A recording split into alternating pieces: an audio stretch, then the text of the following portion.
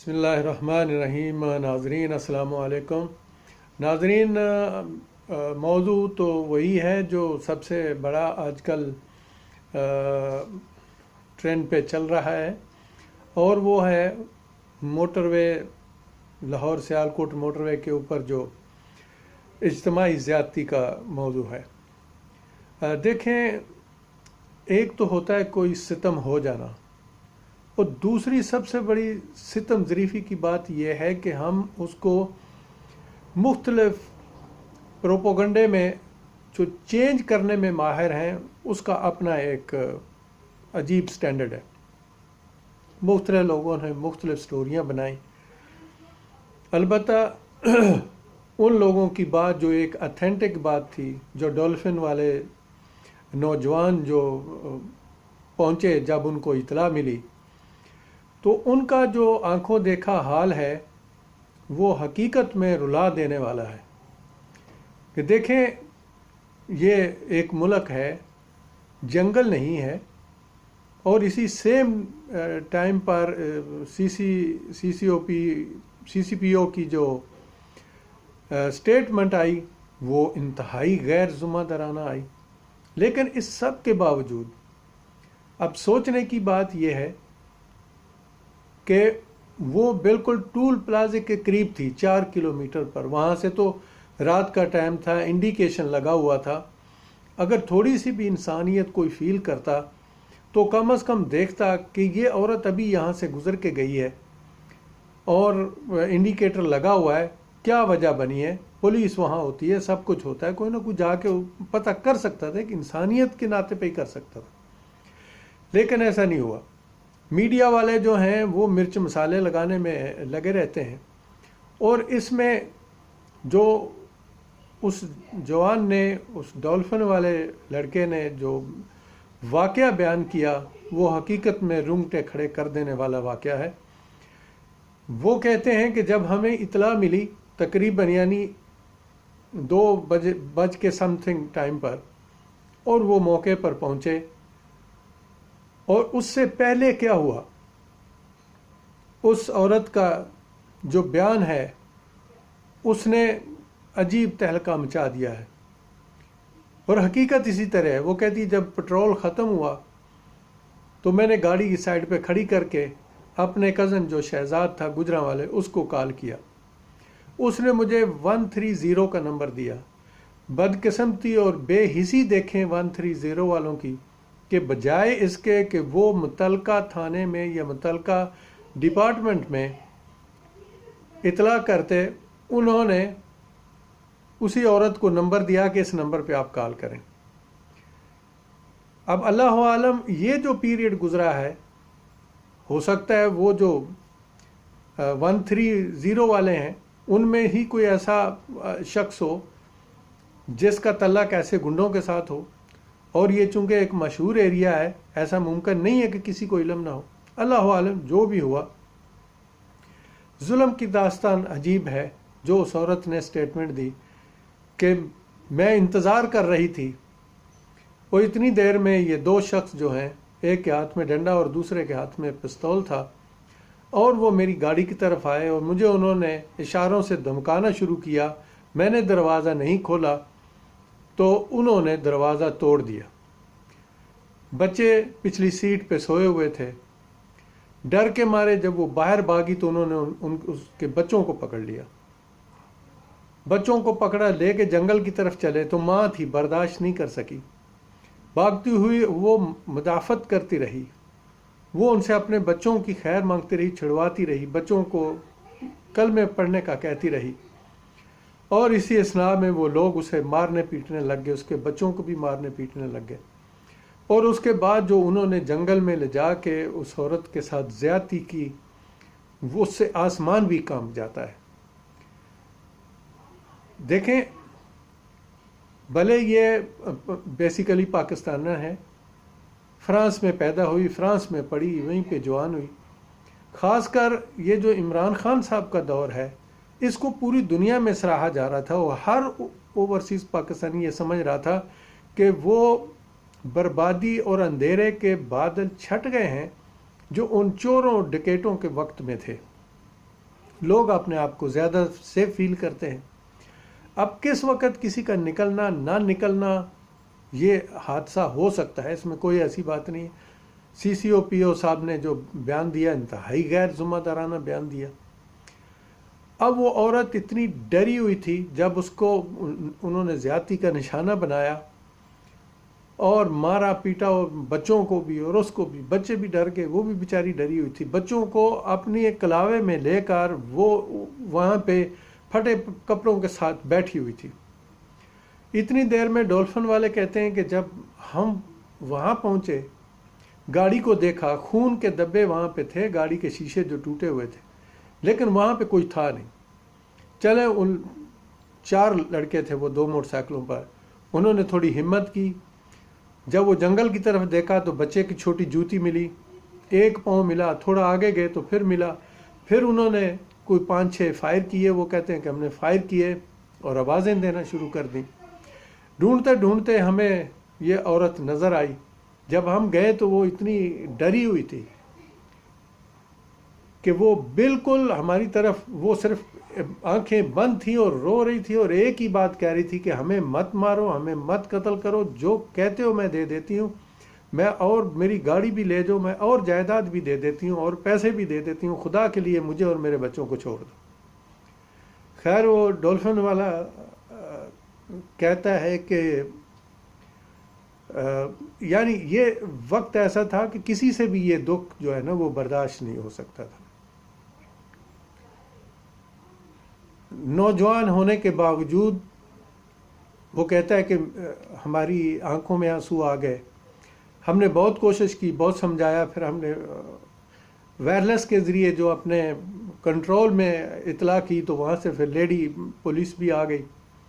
خیر اس نے جب وائرلیس کو دیکھا تو تب کہیں جا کے عورت کو تھوڑا حوصلہ ہوا، چلو ان کو لے کے آئے۔ ہسپتال میں جانے کے لیے، کیس کرنے کے لیے وہ تیار نہیں تھی، البتہ پولیس نے کوشش کی، سمجھا بجا کے لے کے گئے اور ٹیسٹ ویسٹ کرا کے ان کو ان کے ورثاء کے حوالے کر دیے۔ اب اس کے بعد کی سٹوریاں آپ دیکھیں، ہر کوئی اپنی سٹوری گھڑ رہا ہے۔ افسوس کی بات یہ ہے اور سب سے بڑی بغیرتی کی بات یہ ہے کہ مختلف جگہوں پر، مختلف گروپس میں لوگوں نے اس عورت پر کیچڑ اچھالنا شروع کر دیا۔ سی سی او پی او نے جو بات کی تھی وہ تو اپنی جگہ پہ تھی، عمر شیخ صاحب نے، اس کے علاوہ جو لوگوں نے مختلف پروپیگنڈے کرنے شروع کیے، اس سے ایک عجیب یعنی اتنی جہالت جو ہے وہ ہمارے معاشرے کی جو ہے نا وہ کھل کر سامنے آ گئی۔ اب معاشرے کی جہالت اپنی جگہ پر ہے، لیکن یہ جو ظلم ہوا، عمر شیخ نے کہا کہ وہ کیوں اس رستے سے گئی، کیوں ایسے ہوا، وہ بات درست ہے، لیکن اس بیچاری کو کیا علم تھا؟ اس نے تو یہی سمجھا نا کہ یہ جمہوریہ اسلامیہ پاکستان ہے، اور عمران خان صاحب جب سے آئے ہیں انہوں نے اسے مدینے کی اسلامی فلاحی ریاست بنانے کا جو ہے نا وہ نعرہ لگایا ہوا ہے، لیکن بدقسمتی سے وہ بیچاری یہ بھول گئی کہ یہ نعرے اور یہ ساری چیزیں تو موجود ہیں، لیکن وہ مدینے کی ریاست، فلاحی ریاست بنانے والا اللہ کا رسول موجود نہیں ہے، جس نے وہ مدینے کی فلاحی ریاست بنا کے دکھائی تھی پوری دنیا کو، اور وہ فلاحی ریاست کا ہی اثر تھا کہ اسلام پوری دنیا پہ پھیل گیا۔ بدقسمتی سے عمران خان صاحب نے اس جملے کو، اس فکرے کو، مدینے کی فلاحی ریاست کو کچھ لبرل خونی جو میڈیا والے اور دوسرے جو ہیں، اور اس میں بہت ساری ایسی انٹیاں بھی ہیں جو میری مرضی میرا جسم میری مرضی والی ہیں، انہوں نے اس چیز کا بہت زیادہ مذاق اڑایا، اور یہ مذاق وہ اڑا رہے ہیں، نہ ان کو شرم آتی ہے اور نہ ہی مدینے کی ریاست کہنے والوں کو شرم آتی ہے۔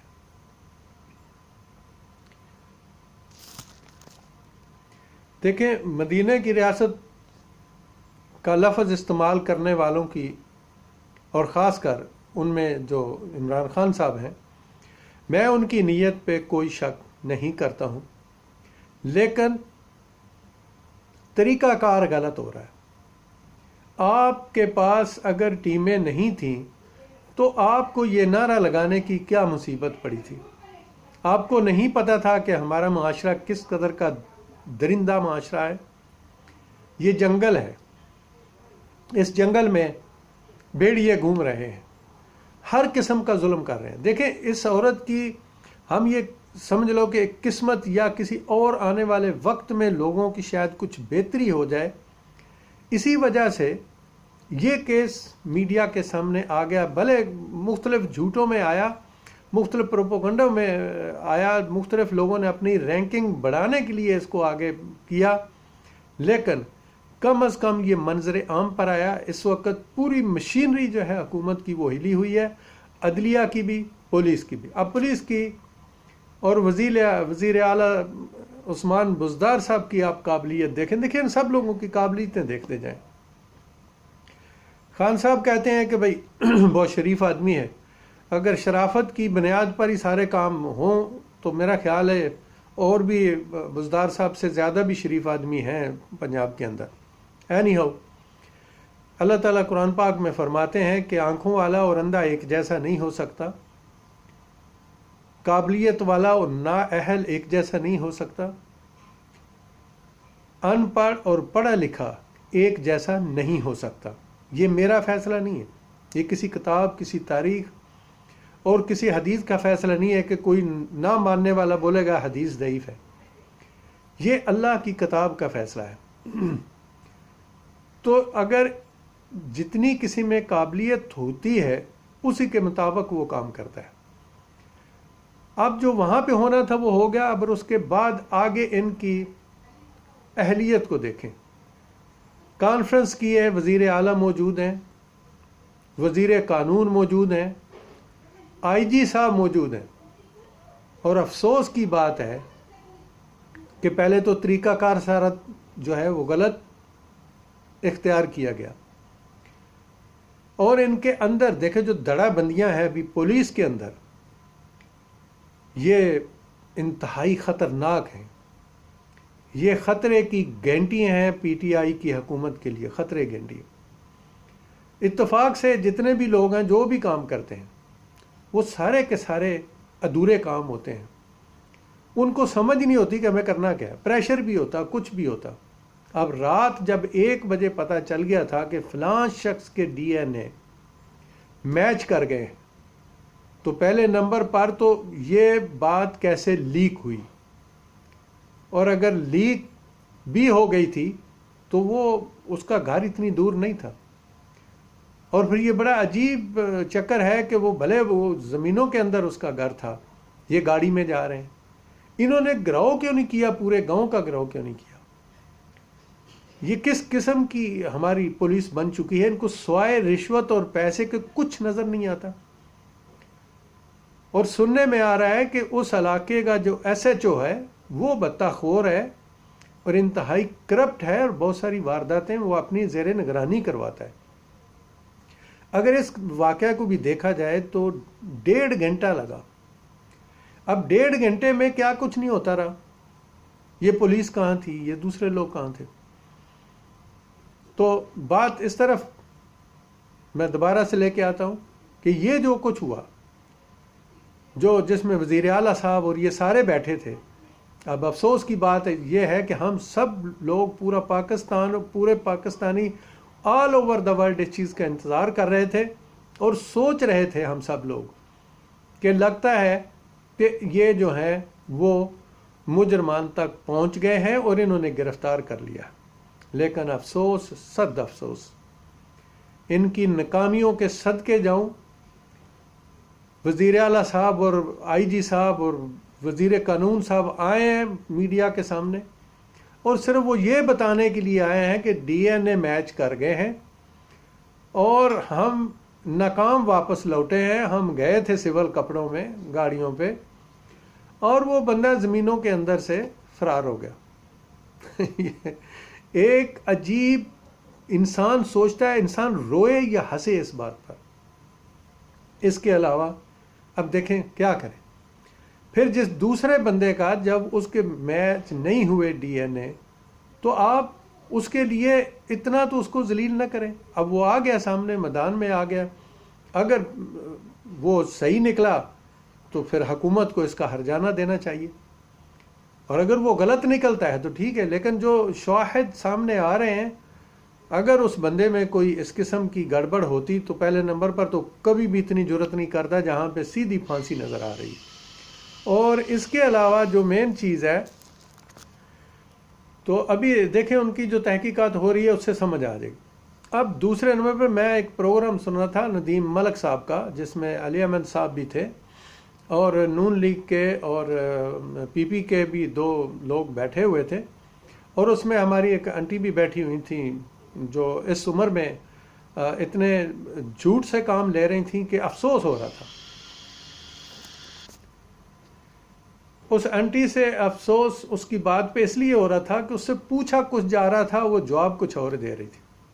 دیکھیں جب یہ جو اس قسم کے لوگ ہیں نا، اب وہ عمر کے اس تقاضے میں ہیں کہ ٹانگیں ان کی قبر میں ہیں، لیکن معاشرے کو خراب کرنے میں ان لوگوں کا 110% ہاتھ ہے. یہ جس قسم کی یہ باتیں کر رہی تھی، آپ کو شرم آنی چاہیے کہ آپ ایک بزرگ عورت ہیں اور آپ کس قسم کی بات کر رہی ہیں. ایسے وحشی درندوں کو سر عام پھانسی دینا ضروری ہے. ندیم ملک صاحب کا میں بہت ریگارڈ کرتا ہوں، بہت ہی مخلص اور بہت ہی پازیٹیو قسم کے صحافی ہیں اور بڑی پازیٹیو پروگرام کرتے ہیں. لیکن افسوس مجھے ندیم صاحب آپ پر بھی ہے کہ آپ قرآن کے حکم کو کیوں نہیں ماننا چاہتے. یہ بات سمجھ سے بالا تر ہے. اللہ کا حکم ہے کہ جب کوئی اس قسم کے کیس میں پکڑا جائے ان کو رجم کیا جائے، اور ساری دنیا کے سامنے قرآن کی آیتیں لفظ بلفظ ترجمہ ہے قرآن کا کہ ان لوگوں کو سب کے سامنے رجم کیا جائے، پتھر مار مار کر ان کو، کنکریاں مار مار، پتھر مار مار کر ان کو ہلاک کیا جائے.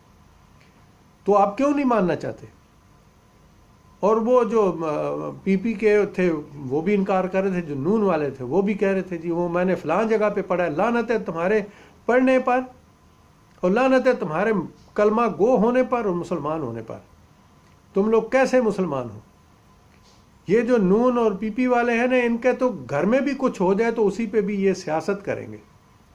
اب ان کو ایک موضوع مل گیا، وہ جی اس کو نکال دیں. ٹھیک ہے، سی سی پی او صاحب نے جو الفاظ غلط استعمال کیے ہیں ان کو اسی طرح پوری دنیا کے سامنے ٹی وی پروگرام میں آ کے ساری عوام سے معافی مانگنی چاہیے، اور اگر وہ معافی نہیں مانگنے چاہتے تو وہ اپنی سیٹ کو چھوڑ کے چلے جائیں. یہ بہت ضروری ہے. لیکن ان لوگوں کی، نون اور پی پی والوں کی جو سیاست اس وقت اس ظلم پر وہ بات نہیں کرنا چاہتے، وہ سیاست پر بات کرنا چاہتے ہیں کہ اس حکومت کو ختم کر دو، اس کو یہ کر دو جیسے ان کے زمانے میں سارے لوگ جو تھے، ان پوری حکومت کے جو لوگ تھے، وہ ایک ٹانگ پہ کھڑے ہو کے عبادت کیا کرتے تھے. ان کو یہ بات بھول گئی کہ 2014 میں 14 لوگوں کو ڈائریکٹ گولیاں مار کے شہید کیا گیا، 100 سے زیادہ لوگوں کو زخمی کیا گیا. اس وقت آپ لوگ کتنے لوگوں کو آپ نے نکالا تھا؟ اس وقت تو جو ایک شریف آدمی جس نے انکار کیا تھا اس کو چھوڑ کر وہ سخیرہ صاحب کو وہاں پہ لے آئے تھے. تو اس قسم کی سیاست جو ہے نا، لعنت بھیجیں. ملک ندیم صاحب اس قسم کے لوگوں کو مت پروگرام میں بلائیں. اور مجھے آپ پہ افسوس اس لیے ہو رہا ہے کہ آپ ماشاءاللہ بہت اچھے انسان ہیں، لیکن قرآن کی آیتوں کا آپ بھی کیوں انکار کر رہے ہیں؟ جب قرآن کہتا ہے کہ ایسے لوگوں کو سزا اس قسم کی دی جائے، سر عام سزا دی جائے. سر عام سزا دینے کا مقصد کیا ہے؟ تاکہ دوسروں کو سبق ملے اور یہ چیز، یہ جرم رک جائے. اور اس کے ساتھ ساتھ صرف یہاں تک ہی نہیں ہے، ٹرائل کی باقاعدہ موقع دیا جائے. اور سب سے جو مین مسئلہ ہے وہ ہے پراسیکیوشن اور عدلیہ کا. جو میں دیکھ رہا ہوں اس وقت پاکستان کے اندر جو ہو رہا ہے، جو میں دیکھ رہا ہوں، جو نظر آ رہا ہے، اس وقت ان دونوں پارٹیوں نے اداروں کا وہ ستیہ ناش کر دیا ہے کہ مجھے نہیں لگتا کہ کوئی قابل آدمی ان کے اندر ہے. اور جو ہیں وہ چھپ کر کے ان کو میرے خیال میں انہوں نے مختلف کونوں میں پھینکا ہوا. اور یہ ابھی جو آئی جی صاحب اور سی سی او پی او صاحب آئے ہیں، ان کے ریکارڈ غلط ہیں، رپورٹیں کہہ رہی ہیں، سب کچھ کہہ رہے ہیں، اور ایک جگہ سے یہ عدالت سے بھی اشتہاری تھے، یہ ساری چیزیں ہیں. لیکن کس کرائٹیریا کے ساتھ خان صاحب اس وقت کہتے تھے جب کنٹینر پہ کھڑے ہوتے تھے، جب اپوزیشن میں تھے، تو ساری باتیں ان کو آتی تھیں. لیکن اب کوئی سمجھ نہیں آ رہا کہ ان کے مشیر کیسے ہیں جو اس قسم کے لوگوں کو لے کے آ رہے ہیں. حالانکہ جو عمر شیخ صاحب نے کہا تھا وہ بالکل ٹھیک تھا کہ صرف عوام کو ہی نہیں، پولیس کو بھی ہتھ کڑیاں لگنی چاہیے، یہ سب کچھ ٹھیک تھا. لیکن غیر ذمہ دارانہ بیان نے ان کی ساری کریڈیبلٹی کو ختم کر دیا. تو اس قسم کے دیکھیں جو بھی واقعات ہو رہے ہیں، یہ صرف ایک ہی واقعہ نہیں ہوا. اسی مہینے میں، اسی 2-3 ہفتوں کے اندر بہت سارے ایسے زیادتی کے واقعات ہو چکے ہیں. اور اسی ایریا میں، اسی جگہ پر ایک ایل ایچ بی یا کوئی ایسی نرس تھی، اس کا کلینک تھا. جب وہ رات کو آئی تو اس کو بھی انہوں نے ایسے ہی ریپ کیا، اسی طرح کے ریپ کر کے اس کو بھی، اس سے سب کچھ چھین بھی لیا اور ریپ بھی کیا. وہ بھی کیس جو ایس ایچ او اس علاقے کا ہے اس کے پاس ہے، اس نے کیا کیا؟ کسی کو گرفتار نہیں کیا. تو دیکھیں، جب تک ریفارم نہیں ہوگی پولیس میں، اس وقت تک کچھ نہیں کر سکتے. میری ایک رائے ہے، جیسے لوگ مناسب سمجھتے ہیں، لیکن میں اپنی رائے دینے کے لیے حق رکھتا ہوں اور میں دینا چاہتا ہوں. دیکھیں، جو رینجر ہے، رینجر جو ہے وہ بھی پولیس ڈپارٹمنٹ ہے، لیکن اس کا کنٹرول جو ہے وہ کن کے ہاتھ میں ہے؟ آرمی کے ہاتھ میں ہے. تو جہاں پہ رینجر جاتی ہے وہاں سے جرم کیسے ختم ہو جاتے ہیں؟ کراچی جیسے شہر کو ایم کے ایم سے پاک کروانا، دہشت گردوں سے پاک کروانا، یہ کوئی مذاق کی بات نہیں تھی. ہم نے سارے وہ سال وہاں گزارے جہاں ظلم و بربریت کی انتہا تھی. ہم بھی جب اپنی ڈیوٹیوں پہ ہاسپٹل میں جاتے تھے تو ہمارے آگے پیچھے جو گاڑیاں ہوتی تھیں، ہم ایمبولنس میں جاتے تھے اور آگے پیچھے پولیس اور رینجر کی گاڑیاں ہوتی تھیں. یعنی یہ حالت تھی اس وقت. لیکن جب رینجر کو کنٹرول دیا گیا، اب وہی کراچی ہے. چلیں، اتنے بڑے کراچی میں جرائم تو ہوتے رہتے ہیں، جرائم اس وجہ سے نہیں ہو رہے، رینجر نے بہت کنٹرول کر لیا. 99% رینجر نے یہ جرائم ختم کیے جو اسٹریٹ جرائم تھے. لیکن ابھی بھی جو مختلف علاقوں میں جرائم ہوتے ہیں وہ پولیس کی وجہ سے ہوتے ہیں، کیونکہ وہاں کی پولیس جو ہے وہ کرمنل لوگوں کے ساتھ ملی ہوتی ہے. ہر جگہ ہے. یہاں کے جو کرمنل گینگ ہیں جہاں پہ یہ ایک اجتماعی زیادتی ہوئی ہے، یہاں کا ایس ایچ او کیا کرتا ہے؟ یہ اس نے بنایا ہوا ٹارچر سیل بھی بنایا، عام غریب آدمی کو پکڑ کے وہاں رکھ دیتا ہے اور وہاں کے لوگوں کو یہ ذلیل اور خوار کرتا ہے، اور وہاں کے جو کرمنل ہیں ان کے ساتھ اس کے تعلق ہیں.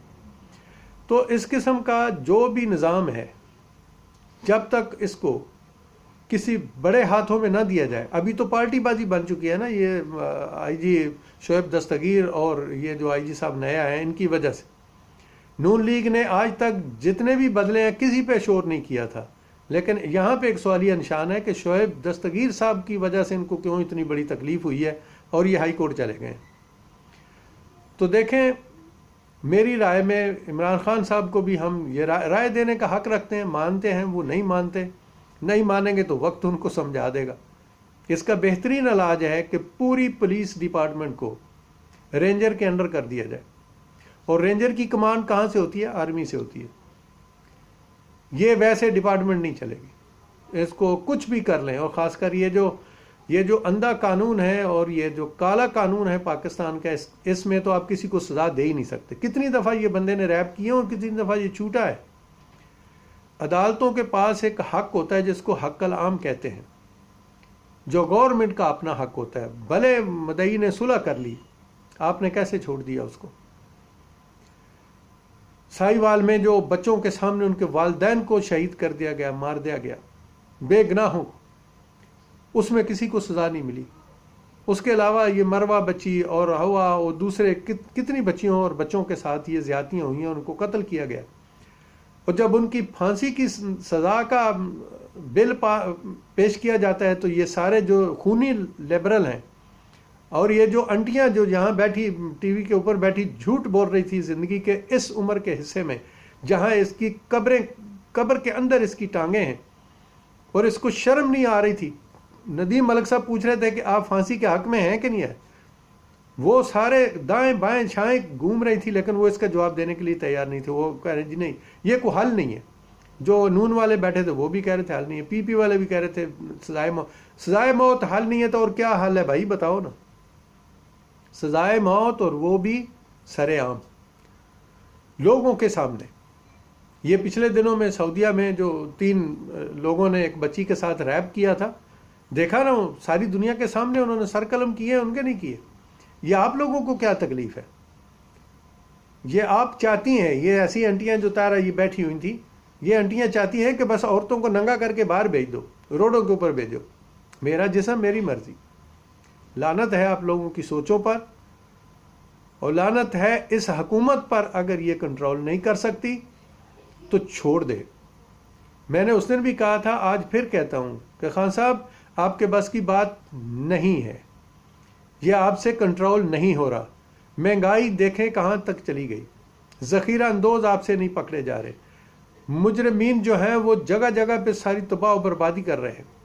گجرانوالا میں نے رمضان شریف سے پہلے کہا تھا کہ بازاروں کے اندر جو 50 روپے کی چیز تھی وہ 100 پہ چلی گئی ہے, کوئی ٹیم نہیں آتی.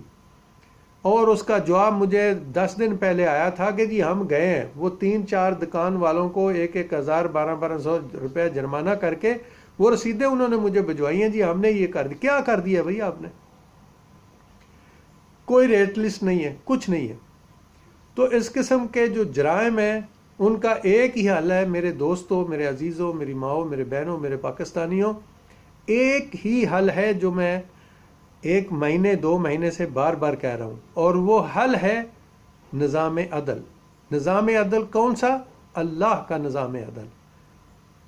اللہ کا نظام عدل اور سنت رسول صلی اللہ علیہ وآلہ وسلم کو جب تک پاکستان میں نافذ نہیں کریں گے آپ ان جرائم پر قابو نہیں پا سکتے. اور انشاءاللہ تعالی مجھے بڑی امید ہے کہ اب لوگوں کو تھوڑی سمجھ آ گئی ہے اور یہ لوگ اب سننے بھی لگ جائیں گے.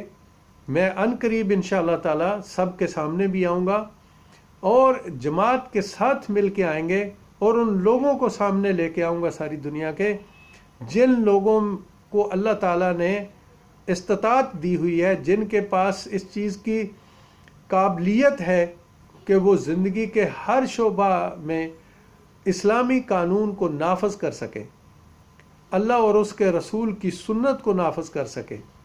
جب تک اللہ کا نظام عدل اس پاکستان میں نافذ نہیں ہوگا اور سنت رسول کے مطابق اس معاشرے کو تشکیل نہیں دیا جائے گا, ان جرائم کا حل نہیں ہو سکتا.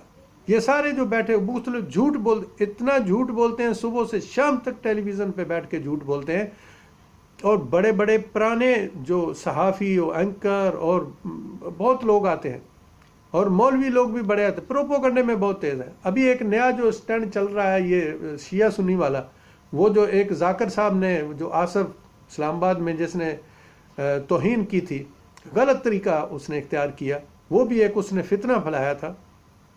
اور اس فتنے کو ہوا دینے کے لیے مختلف گروپوں میں ہم دیکھ رہے ہیں کہ لوگ اس فتنے کو آگے بڑھانے کے لیے جو ہے وہ دن رات کوشش کر رہے ہیں اور اس پہ وہ دوسروں کو بھڑکا رہے ہیں. بھائی ایسا کرنا چھوڑ دو. اللہ اس ملک کا حامی و ناصر ہو اور ہم سب کو اللہ کے نظام عدل کو نافذ کرنے کی توفیق عطا فرمائے. اللہ حافظ.